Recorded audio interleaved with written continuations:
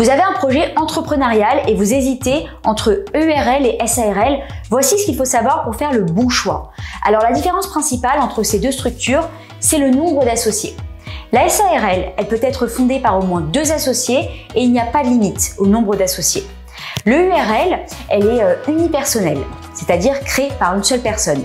Mais si vous souhaitez ajouter d'autres associés, il faudra la transformer en SARL.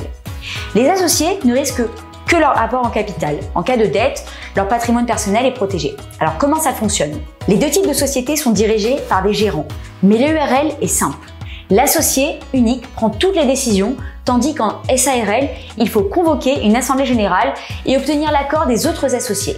Côté fiscalité, en EURL, si elle est soumise à l'impôt sur les sociétés, la rémunération du gérant est imposée. En SARL, la rémunération du gérant est traitée comme celle d'un salarié avec des avantages fiscaux. Alors pour ce qui est du régime social, les gérants de l'EURL et les gérants majoritaires de SARL sont affiliés au régime des travailleurs indépendants, tandis que les gérants minoritaires ou non associés bénéficient du régime général de la sécurité sociale. Alors, quelle structure vous semble le plus adaptée à votre projet?